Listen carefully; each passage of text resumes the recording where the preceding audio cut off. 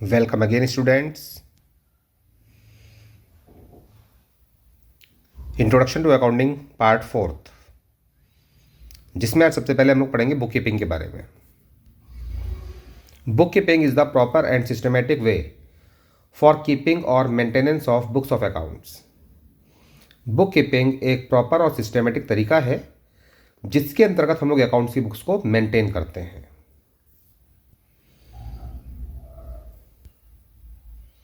Bookkeeping is part of accounting, being a process of recording financial transactions and events in the books of accounts. Bookkeeping accounting का वो part है जिसके अंतर्गत सभी financial transactions को record किया जाता है और ये वो ट्रांजैक्शंस हैं जिनका हमारे पास प्रूफ होता है, क्योंकि बिना प्रूफ के कोई भी ट्रांजैक्शन रिकॉर्ड नहीं हो सकता। Process of bookkeeping, point number 1, identifying, यानी कि सबसे पहले हमें ट्रांजैक्शंस को पहचानना है और ट्रांजैक्शंस ऐसे होने चाहिए जिनका हमारे पास प्रूफ हो। ट्रांजैक्शंस होने चाहिए फाइनेंशियल नेचर के, जिनका हमारे पास डॉक्यूमेंट्री एविडेंस हो, प्रूफ हो, और ये डॉक्यूमेंट्री एविडेंस या प्रूफ होता है बिल्स के रूप में या वाउचर्स के रूप में। इन्हीं को बोलते हैं supported documents. Number 2, initial record. फिर ट्रांजैक्शंस को हमें रिकॉर्ड करना होता है, जिसके लिए हमारे पास होती है सब्सिडरी बुक्स, जिसे बुक्स ऑफ ओरिजिनल एंट्री या जर्नल भी कहा जाता है, जिसके अंतर्गत हम लोग बनाते हैं purchases book, sales book, returns inward book का मतलब sales return book, return outward book का मतलब purchases return book, bills receivable book, bills payable book, cash book, और जो ट्रांजैक्शन में से किसी में नहीं आएगा उसे रिकॉर्ड करते हैं जर्नल प्रॉपर में। Then step number 3, preparation of ledger account. Transactions को रिकॉर्ड करने के बाद हर चीज़ का हमें एक अलग अकाउंट बनाना होता है, और यही जो हम लोग अकाउंट्स बनाते हैं जिस बुक के अंदर, उसी बुक को हम लोग बोलते हैं लेजर। इसके बाद हमें लेजर्स को बैलेंस करना है, यानी कि हर एक अकाउंट को क्लोज करके उसका बैलेंस फाइंड आउट करना है। Balancing of ledger accounts to calculate the excess of debit over credit और वाइस वर्सा, यानी इसका उल्टा भी हो सकता है। तो हमें ये पता लगाना होता है कि हर एक अकाउंट के अंदर डेबिट साइड ज़्यादा है या क्रेडिट साइड ज़्यादा है। अगर बराबर है फिर तो कोई दिक्कत ही नहीं है, लेकिन अगर डेबिट साइड ज़्यादा है तो भी बैलेंस निकलेगा, और अगर क्रेडिट साइड ज़्यादा है तो भी उस अकाउंट का बैलेंस निकलेगा। असेट्स और एक्सपेंसेस का हमेशा डेबिट बैलेंस होता है, लायबिलिटी, कैपिटल और इनकम का हमेशा क्रेडिट बैलेंस होता है। लेकिन वो बैलेंस कितना होता है ये फाइंड आउट करने के लिए हमें अकाउंट्स को क्लोज करना पड़ता है। Then step number 5, preparation of trial balance to check arithmetical accuracy. If the totals of debit and credit sides of the trial balance are not equal, there must be certain errors। यानी कि trial balance बनाया जाता है arithmetical accuracy को check करने के लिए। अर्थात ट्रायल बैलेंस बनाने से हमें ये पता चल जाता है कि हमारे अकाउंट्स में कहीं कोई एरर तो नहीं है, या हमसे कोई गलती तो नहीं हो गई। अगर डेबिट या क्रेडिट साइड का टोटल बराबर नहीं है तो इसका मतलब हमारे अकाउंट्स में एरर्स हैं। These errors are located and rectified, और फिर हम लोग इन एरर्स को ढूंढते हैं और इन एरर्स को रेक्टिफाई करने का मतलब उनको ख़त्म करते हैं एरर्स को, ताकि हमारी अकाउंटिंग बिना किसी एरर के सही रिजल्ट्स को दिखा सके। नेक्स्ट टॉपिक है हमारा accountancy. In the words of Kohler, accountancy refers to the entire body of the theory and practice of accounting। यानी कि अकाउंटेंसी का मतलब ये हुआ कि जितनी भी अकाउंटिंग के अंतर्गत हमें थ्योरी पढ़नी पड़ती है, जैसे कि भी हम लोग पढ़ रहे हैं, और फिर बाद में इसी थ्योरी के आधार पर हमें रियल लाइफ सिचुएशंस को प्रैक्टिकली सॉल्व करके देखना पड़ेगा और समझना पड़ेगा कि अकाउंटिंग की कैसे जाती है। तो यही जो थ्योरी और प्रैक्टिस ऑफ अकाउंटिंग है, इसी को बोलते हैं accountancy. The knowledge required for the purpose of accounting is known as accountancy. Accounting करने की जो नॉलेज हम प्राप्त करते हैं इसी को अकाउंटेंसी कहते हैं। Accountancy refers to both conceptual knowledge of the subject and its application part also. यानी कि अकाउंटेंसी में हमें दोनों चीज़ पता होनी चाहिए कि जो हमारा कंसेप्ट है अकाउंटिंग का, वो कंसेप्ट क्या है, एज अ सब्जेक्ट हमें इस कंसेप्ट को समझना है और फिर इसे अप्लाई भी करना है practically. It requires both the knowledge of subject and using that knowledge in the practical maintenance of books of accounts. यानी कि अकाउंटेंसी के अंतर्गत हमें एज अ सब्जेक्ट अकाउंटिंग का ज्ञान भी प्राप्त करना है और फिर ये भी सीखना है कि प्रैक्टिकली इसे अप्लाई कैसे किया जाता है। जब नॉलेज के साथ साथ ये प्रैक्टिकल मेंटेनेंस वाली बात जुड़ जाएगी तो यही अकाउंटेंसी कहलाती है। It also tells us why and how to summarise accounting information and communicate it to concern parties. Accountancy यहाँ तक कि हमें ये भी बताती है कि किस प्रकार से बिजनेस के रिजल्ट्स हमें निकालने हैं और फिर किस प्रकार से उनको हमें कम्युनिकेट करना है डिफरेंट पार्टीज़ के साथ। ये वो यूज़र्स हैं, वो पार्टीज़ हैं जिनका किसी न किसी प्रकार से हमारे बिजनेस में उनका हित होता है। Accountancy as such is book keeping plus accounting plus summarising, interpreting and communicating accounting information. यानी कि अकाउंटिंग का मतलब ये हुआ कि सबसे पहले तो हमें बुक कीपिंग करनी है, यानी कि बुक्स को सब प्रॉपरली और सिस्टमेटिकली मेंटेन करना है। उसके बाद अकाउंटिंग करनी है, अकाउंटिंग का मतलब बिजनेस के रिजल्ट्स फाइंड आउट करने हैं।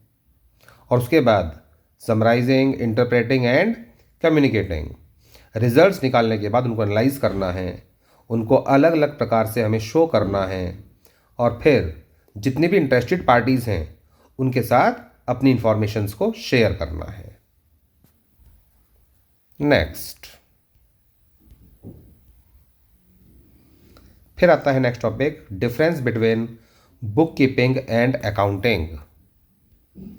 Point number 1, scope. Book keeping का स्कोप थोड़ा लिमिटेड है क्योंकि इसमें हमें केवल जर्नल मेंटेन करना है, सब्सिडरी बुक्स बनानी है और लेजर अकाउंट बनाने हैं केवल। लेकिन अकाउंटिंग का स्कोप थोड़ा ज़्यादा होता है क्योंकि इसमें हमें बिजनेस के रिजल्ट्स को निकालना भी है, उनको इंटरप्रेट भी करना है और साथ साथ उनको कम्युनिकेट भी करना है डिफरेंट पार्टीज़ के साथ। इसलिए अकाउंटिंग का स्कोप थोड़ा वाइडर होता है। और वैसे भी बुक कीपिंग तो पार्ट है अकाउंटिंग का।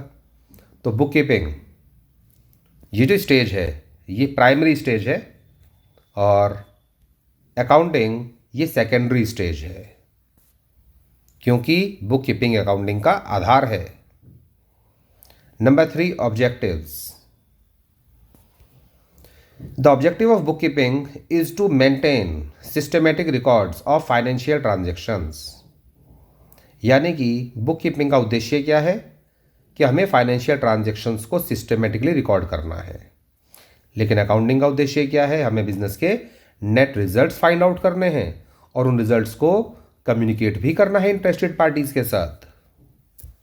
Number 4, performance.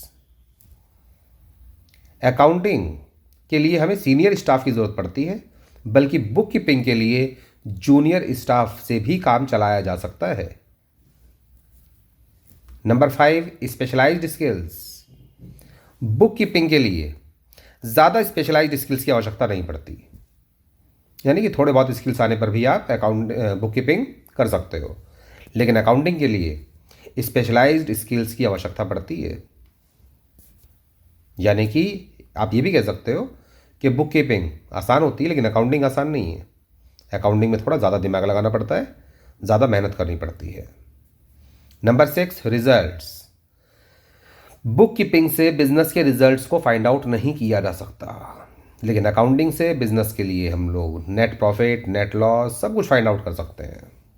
यानी कि अगर रिजल्ट्स पता करने हैं कि हमारे बिजनेस का रिजल्ट क्या है, हमारे बिजनेस की फाइनेंशियल पोजीशन क्या है, तो फिर अकाउंटिंग ही काम आएगी, बुक कीपिंग काम नहीं आएगी। Number 7, methods followed. Book keeping के लिए पूरी दुनिया में अकाउंटिंग कंसेप्ट्स, कन्वेंशंस एक जैसे फॉलो किए जाते हैं, लेकिन अकाउंटिंग ये हर एक प्रकार के बिजनेस में डिफरेंट टाइप से की जाती है। The methods of reporting and interpretation in accounting में vary from firm to firm. Vary means change, यानी कि फर्म टू फर्म हमें चेंज दिखाई देता है अकाउंटिंग के अंदर। जैसे कि पार्टनरशिप में अकाउंटिंग करने का तरीका अलग है, कंपनी में पार्टनरशिप से अलग तरीका होता है अकाउंटिंग करने का। नेक्स्ट टॉपिक आता है फिर difference between accounting and accountancy. Point number 1, meaning. It is concerned with recording, classifying and summarising of transactions. Accounting का संबंध है ट्रांजेक्शन्स को रिकॉर्ड करना। क्लासिफाइंग का मतलब हर चीज़ का एक अलग अकाउंट बनाकर ये देखना कि ट्रायल बैलेंस के अंतर्गत डेबिट और क्रेडिट साइड का टोटल इक्वल आ रहा है या नहीं आ रहा। और समराइजिंग का मतलब कि हमें बिजनेस के रिजल्ट्स भी फाइंड आउट करने हैं। लेकिन अकाउंटेंसी में इससे ज़्यादा काम होता है बेटा। अकाउंटेंसी में it is a body of knowledge prescribing certain rules और प्रिंसिपल्स। अकाउंटेंसी के अंतर्गत अकाउंटिंग के हमें कुछ रूल्स और प्रिंसिपल्स को दिमाग में रखना है, तभी तो अकाउंटिंग कर पाएंगे हम लोग। क्योंकि अकाउंटिंग की नॉलेज और उसका प्रैक्टिकल एप्लीकेशन ही अकाउंटेंसी कहलाता है। तो अकाउंटिंग की नॉलेज के लिए हमें अकाउंटिंग के रूल्स प्रिंसिपल्स को दिमाग में रखना होगा और फिर उसी के आधार पर हमें ट्रांजैक्शंस को रिकॉर्ड करना है, क्लासिफाई करना है और समराइज करना है। Number 2, scope. It is narrow in scope.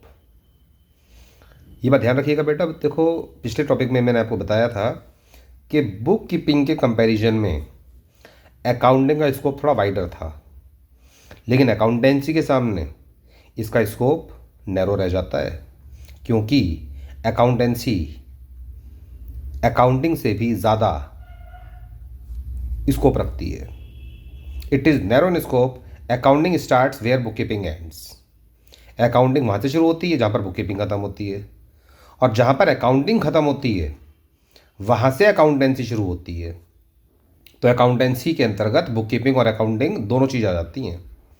It is much wider in scope and includes book keeping as well as accounting. Number 3, relation. It depends on book keeping. Accounting book keeping पर depend करती है और accountancy book keeping और accounting इन दोनों पर depend करती है। Number 4, functions. Its main function is to ascertain the net results and the financial position of the business and to communicate them to interested parties. यानी कि अकाउंटिंग का काम है बिजनेस के नेट रिजल्ट्स को फाइंड आउट करना, business की financial position को देखना, और वही फाइनेंशियल पोजीशन जो हमने देखी है बिजनेस की, उसे इंटरेस्टेड पार्टीज के साथ शेयर करना, यानी कि कम्युनिकेट करना। एंड अकाउंटेंसी का फंक्शन क्या है? Decision making function. यहाँ पर हमें डिसीजंस लेने हैं। बुक कीपिंग और अकाउंटिंग के आधार पर जो भी हमने रिजल्ट्स फाइंड आउट किए थे, उन रिजल्ट्स के आधार पर हमें लेने हैं डिसीजंस। तो अकाउंटेंसी का मेन काम है decision making function. That's all. Like कीजिए बेटा वीडियो को, कमेंट कीजिए, सब्सक्राइब कीजिए और लगातार इनको बार बार देखिए। Thank you students.